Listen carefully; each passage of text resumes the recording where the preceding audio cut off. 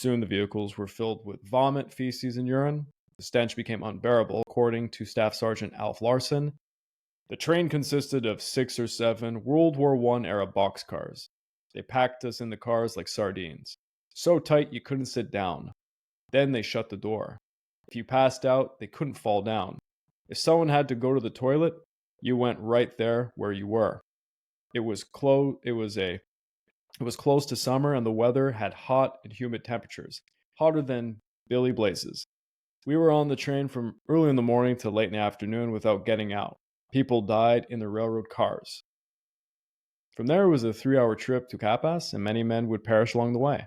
Some guards opened the locked doors, while others just kept them closed, preventing fresh air from entering.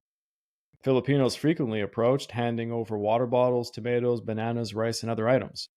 Many Americans who had previously held racial biases towards Filipinos began to really appreciate their courage and humanity.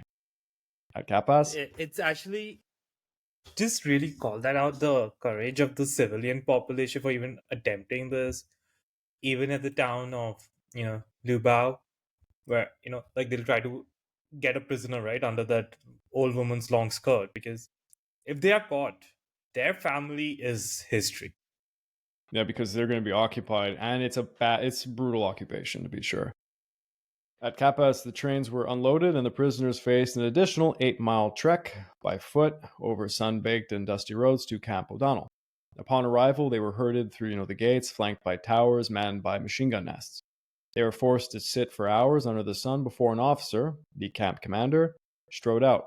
He faced them, and he announced in a belligerent tone, through an interpreter, that the U.S. was his greatest enemy, and that the Japanese would defeat the Americans even if it took 100 years. If, in spite of the humane treatment the Japanese are providing to these prisoners, they are too weak to reach their destinations, we can only blame the high command of the American forces for surrendering when many of their men had already been grievously weakened due to the lack of food and diseases. So yeah, the Japanese are actually kind of showcasing that even they are a little bit embarrassed by how bad this is going. A total of 54,000 prisoners actually reached Camp O'Donnell, with quite a few escaping, making it difficult to determine the exact death toll. Estimates indicate that between 7,000 and 10,000 died during the march due to starvation, dehydration, malaria, beatings, and executions, including around 2,330 Americans. So, if you heard that right, a lot of Filipinos were killed. Most survivors declared the march to have been a cruel plan orchestrated by the Japanese High Command. The cruelty was not systemic. It was fortunate, more because they didn't allocate enough for 75,000 people. Unfortunate prisoners rode trucks from Balanga to San Fernando and experienced minimal suffering, for example, while others marched and encountered brutality, or no brutality at all. It was pretty random. However, countless others were, murdered, beaten, or starved in an unsystematic manner. Brutality amongst the Japanese soldiers at this time was, a way of life. They endured beatings from their officers, who themselves suffered beatings from their superiors and so forth, as I was mentioning to Gareth before, the pecking order. And for the Japanese soldier, surrender was simply not an option. It was the ultimate disgrace. Their manuals advised, bear in mind the fact that to be captured means not only disgrace to the army, but your parents and family will never be able to hold their heads high again. Always save the last round for yourself.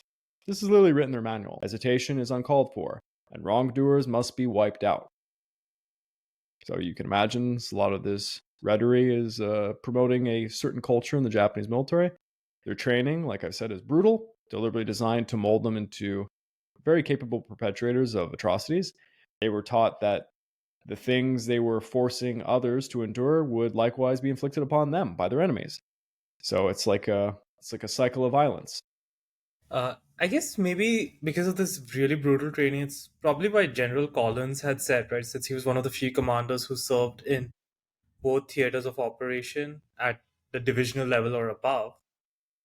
He said like the Germans were, better organized, better trained, better equipped, but no one fought as tenaciously as the Japanese.